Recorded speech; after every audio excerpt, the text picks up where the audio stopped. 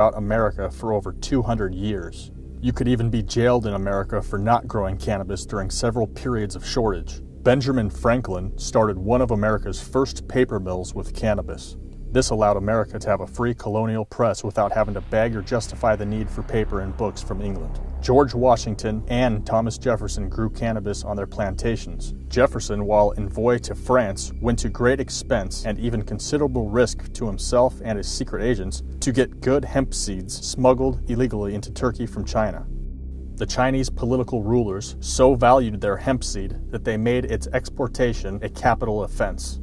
The United States Census of 1850 counted 8,327 hemp plantations that were all a minimum of 2,000-acre farms, growing cannabis for cloth, canvas, and even cordage for baling cotton. Most of these plantations were located in the South, primarily because of cheap slave labor available prior to 1865 for the labor-intense hemp industry.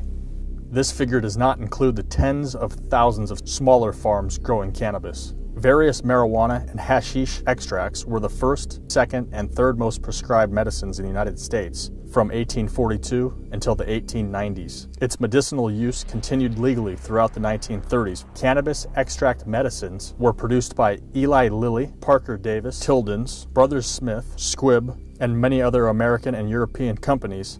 During all this time, there was not one reported death from cannabis extract medicines, and virtually no abuse or mental disorders reported, except for the first-time or novice users occasionally becoming disoriented or overly introverted. The earliest known woven fabric was apparently of hemp, which began to be worked in the 18th millennium. For more than 1,000 years before the time of Christ, until 1883, cannabis was our largest agricultural crop and most important industry, involving thousands of products and enterprises, producing the overall majority of Earth's fiber, fabric, lighting oil, paper, incense, and medicines. It was a primary source of essential food oil and protein.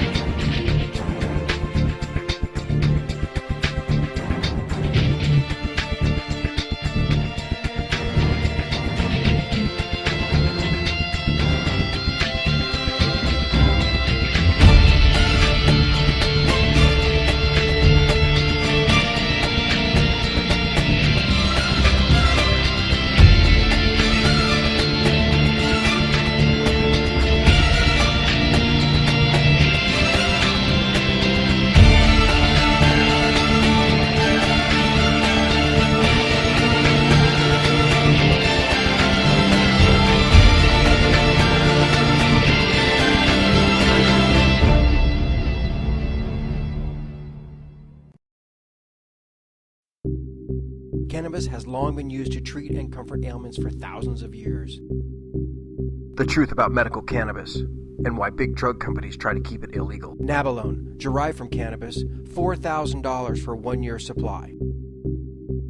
Marinol, derived from cannabis, $7,824 for 1 year supply.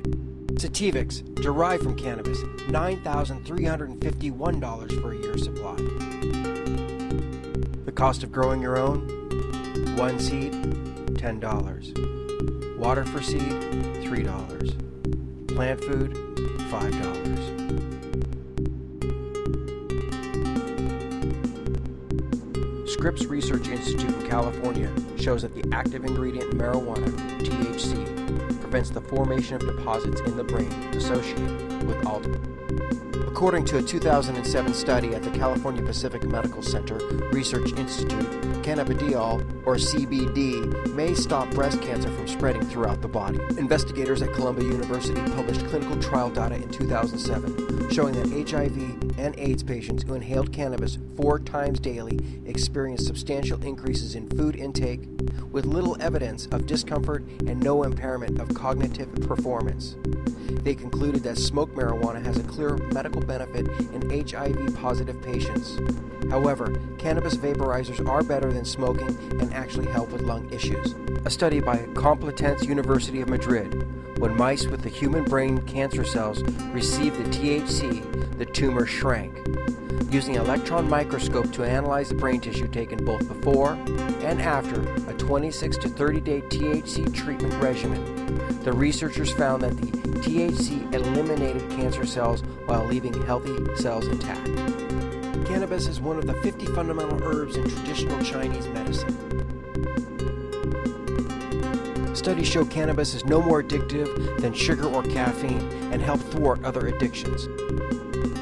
Find out for yourself firsthand the benefits of marijuana cannabis. Type these words, medical cannabis Wikipedia, in a search bar. There you'll find even more benefits and facts I could not fit into this small montage. Know before you say no. You or a loved one might need it.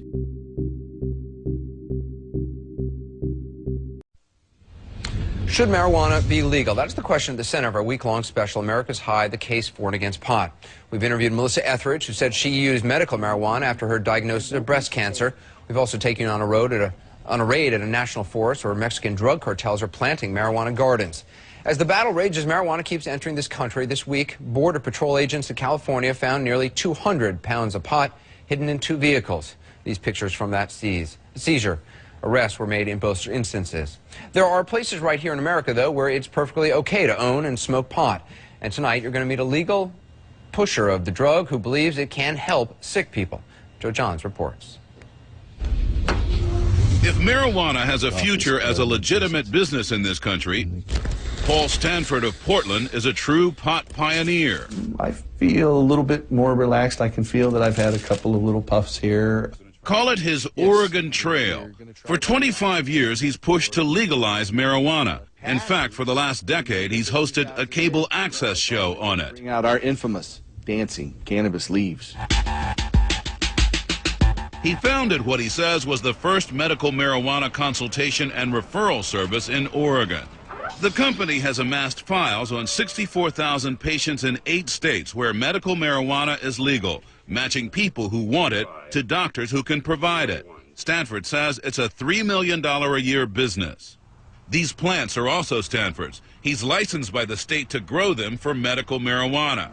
He gives it away in closed-door meetings like this. The next frontier for this pioneer? We need to take this market out of the hands of the kids and substance abusers who control it today and put it in the hands of the state, where the age limit's strictly enforced and where we can get tax revenue. He's trying to get an initiative on the ballot here in Oregon that would allow for state taxation and regulation of marijuana, but he's failed in past efforts to legalize it here. It doesn't cost much to raise these plants. The whole operation runs on a shoestring, basically. But if this were scaled out so that marijuana was being sold all over the country and it were legalized, there are some people who say the cost to society would be much greater than the benefit. It's a guessing game, but a moderate estimate says if marijuana were decriminalized, it would save about $13 billion from not having to enforce marijuana laws. And if pot were taxed like alcohol and cigarettes, it would mean about $7 billion, a net gain for government of $20 billion. But that's not a complete picture. Comparing alcohol to pot, one professor at USC said alcohol taxes only cover about 10% of alcohol-related costs like drunk driving. And tobacco taxes only cover about 20% of tobacco-related medical costs. So what about marijuana? If legalized, would we see more accidents or lower worker productivity? And what about health effects, higher insurance rates? In Paul Stanford's garden, it's all blue sky.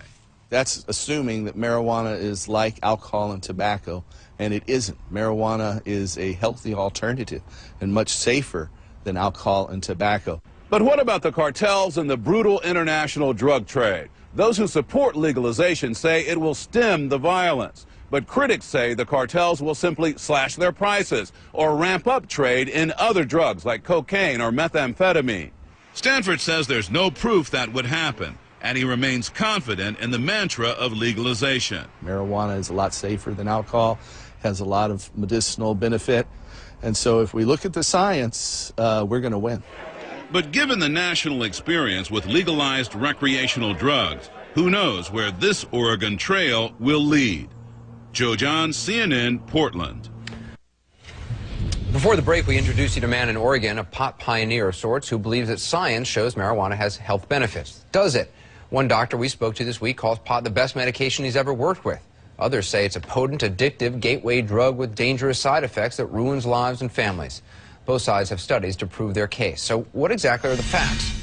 Let's try to get some answers. From 360 MD, Dr. Sanjay Gupta joins us now. Sanjay, let's get at it. Are there benefits to medical marijuana? I mean, is there a case for its use? Because the patients we talk to swear by it.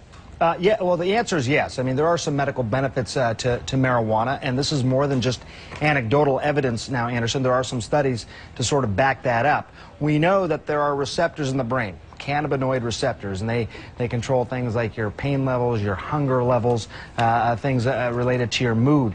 And therein lies some of the possible benefits medically of marijuana. For example, someone who's having terrible malnourishment or terrible nausea as a result of chemotherapy or being infected with HIV/AIDS, using marijuana could stimulate appetite.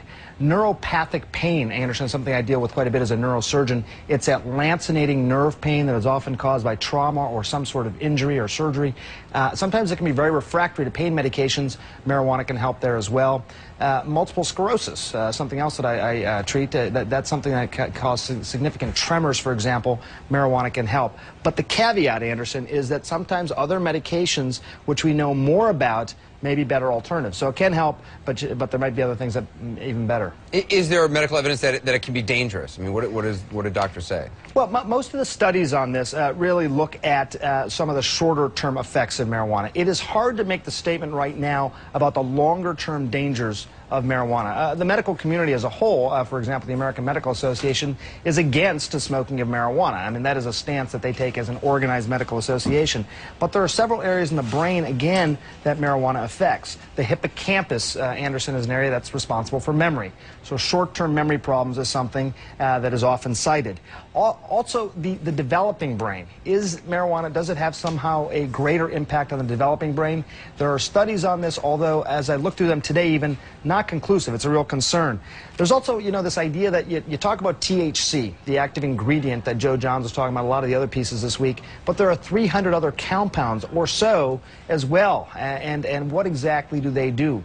And finally, this issue that you raised, Anderson, about addiction. Is it addictive? You're going to find conflicting studies, not an exact number, but anywhere between 5 and 9% of people who smoke marijuana regularly could become addicted. Take a look there as compared to other substances. Tobacco, 31%, heroin, 23%, cocaine, 17%. You can see the numbers there, and you have cannabis at the bottom, 9%. So there is that risk as well, Anderson. Because, I mean, a lot of the people, like Melissa Etheridge, I said the addictive question, and she basically just laughed and said, look, absolutely not. There's no way it's physically addictive. Other people say, well, maybe psychologically there has some addictive. I mean, does one make a difference between possible psychological addiction and physical addiction? That's a great question. And when you talk about addiction, typically from a medical standpoint, you are talking about some sort of physical addiction. So the body changes in some way. it could be a mood-related thing, but associated with that mood, you may have, you know, some sort of physical manifestations of the withdrawal. So there are criteria for withdrawal. We got a text question I want to get to. Matthew from New Mexico asked, can we not obtain the medical benefits of marijuana without smoking it? So how about that? I mean, there is this federally approved drug on the market, Marinol, that treats the same symptoms that medical marijuana does. Some people say it doesn't work fast enough. Yeah. Is Marinol just not a decent substitute? I don't think we're there yet. It's a synthetic form of THC. So the advantage, you get rid of a lot of those other compounds that we don't know a lot about. One of the disadvantages you just mentioned, it's a pill, so it may not work fast enough. One thing about using marijuana, either smoking it or vaporizing it, is you can titrate it a little bit more easily, so you can get the appropriate dose. With the pill, you may take too much or too little. It's a little bit harder to titrate. All right, interesting information, good facts. Sanjay Gupta, appreciate it. Thanks, Sanjay. Thanks, Anderson. Tomorrow, Special on Pot continues a stunning report on how the collapse of the housing market may be fueling the growth of marijuana. Here's a preview. A 3-bedroom ranch, a cut lawn, a family of 3, and a $500,000 a year illegal business in just one room. This is what could only be described as a pot factory in a garage on a suburban street in Miami. Look at just the water system that brings the water to every individual plant that's in one of these pots. And these plants, 7 feet tall, just all in a garage that you would not notice from the street. Fascinating. Up next tonight, though, a cold case solved. A boy who disappeared in 1950.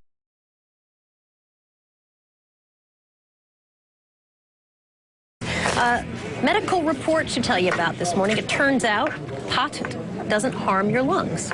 In moderation. All medical studies say in moderation. It's a 20-year study that shows that marijuana, smoking marijuana, doesn't do the same kind of damage that smoking tobacco does. Elizabeth Cohen joins us from Atlanta this morning.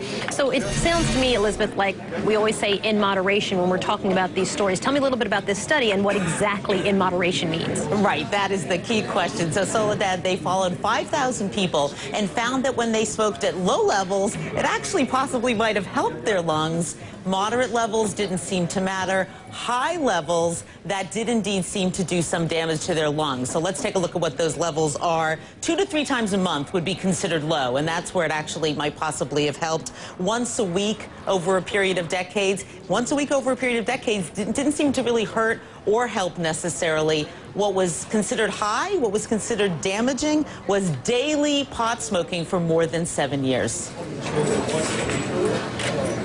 So they were looking at damage to the lungs. They weren't looking at cancer, and they weren't looking at sort of other things as well in this study. Is that right? Exactly. And you know what, Soledad, we've noticed that this is the #1 story on CNN.com, written by my colleague Ann Curley here at CNN Medical. And right, exactly. We're stunned. We're stunned here. Because everyone is so excited that, you know, this... Candy's been Googling it all morning. But what I want to say is that people shouldn't get too excited about this because, as you pointed out, all they looked at was lung function. Other studies have shown that people who smoke pot are more likely to have cognitive problems, more likely to have memory problems, more likely to develop depression and psychoses. So, you know, sure, your lungs might be okay, but you might be psychotic. So keep that in mind. It was interesting to see in this report.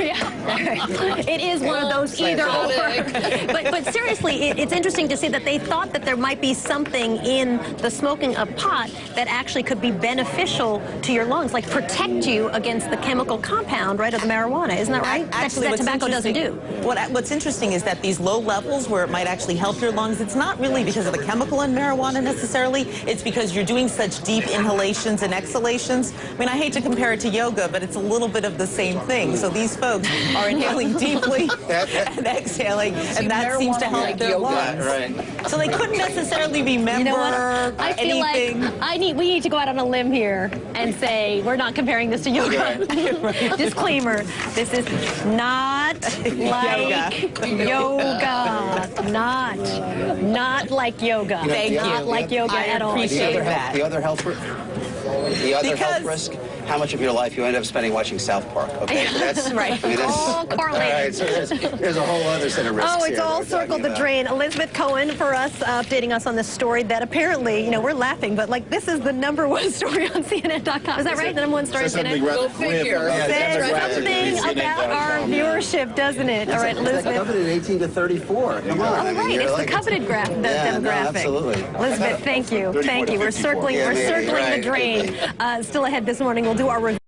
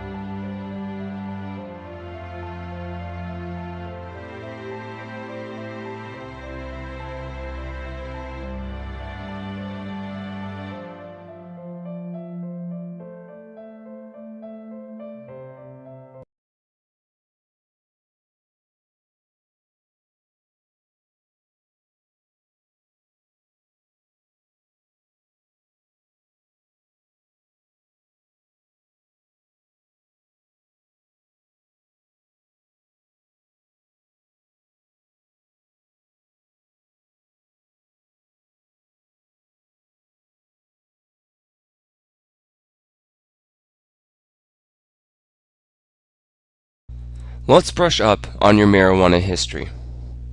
Cannabis, also known as marijuana and hemp, is indigenous to Central and South Asia. Contemporary uses of cannabis are as a recreational or medicinal drug and as part of religious or spiritual rites. The earliest recorded uses date from the 3rd millennium BC.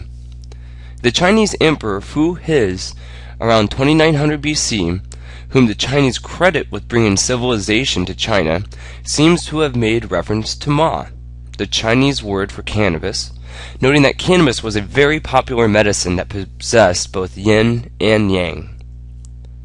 Around 2000 BC, the Egyptians used cannabis to treat sore eyes, and then a century later, doctors in India could be found mixing marijuana with milk to use as an anesthetic.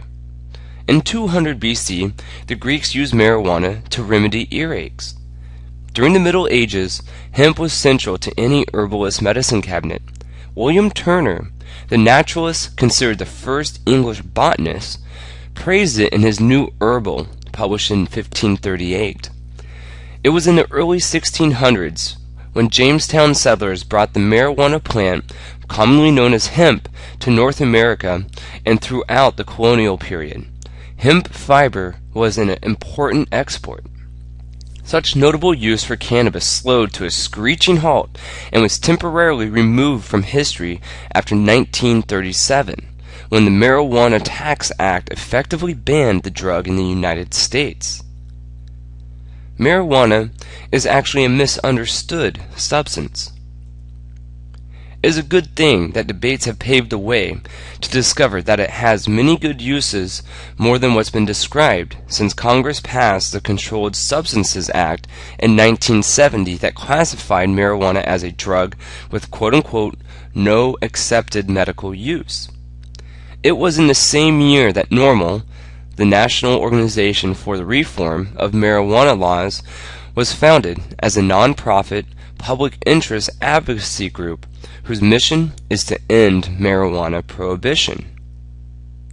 Marijuana history was made again in America on November 5, 1996, when voters in California passed a state medical marijuana initiative known as Proposition 215.